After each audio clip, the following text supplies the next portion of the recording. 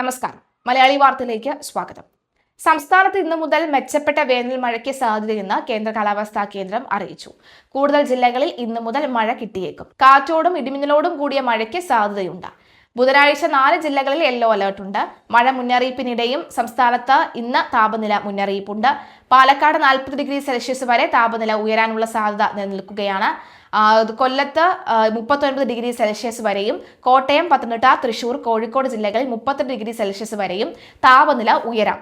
ആലപ്പുഴ, എറണാകുളം, മലപ്പുറം, കണ്ണൂർ, കാസർഗോഡ് ജില്ലകളിൽ 37 degree Celsius വരെയും, തിരുവനന്തപുരത്ത് 36 ഡിഗ്രി സെൽഷ്യസ് വരെയും താപനില ഉയരാം. ഇന്നലെ പാലക്കാട് വീണ്ടും 40 ഡിഗ്രി സെൽഷ്യസിലേക്ക് താപനില ഉയർന്നിരുന്നു. 40.1 ഡിഗ്രി സെൽഷ്യസ് ആണ് പാലക്കാട് ഇന്നലെ രേഖപ്പെടുത്തിയത്. കടുത്ത ചൂടിന് ആശ്വാസമായി സംസ്ഥാനത്ത് ഇന്ന് മുതൽ വേനൽ മഴയ്ക്ക് സാധ്യതയുണ്ട്. തൃശൂർ, പാലക്കാട്, കൊല്ലം തുടങ്ങിയ ജില്ലകളിൽ വരും ദിവസങ്ങളിൽ മഴ ലഭിക്കുമെന്ന് കാലാവസ്ഥാ വകുപ്പിന്റെ മുന്നറിയിപ്പുണ്ട്. തെക്കൻ കേരളത്തിലും മധ്യ കേരളത്തിലും ഇടവിട്ടുള്ള ദിവസങ്ങളിൽ ലഭിക്കുന്ന വേനൽ മഴ താപനില ഗണ്യമായി കുറയ്ക്കാൻ സഹായിക്കുമെന്നാണ് കരുതുന്നത്. മിന്നലും ശക്തമായ കാറ്റും, ചിലയിടങ്ങളിൽ ശക്തമായ കാറ്റോടു കൂടിയ മഴയ്ക്കാണ് സാധ്യത. അതിനാൽ ജനങ്ങൾ അതീവ ജാഗ്രത പാലിക്കാൻ നിർദ്ദേശമുണ്ട്.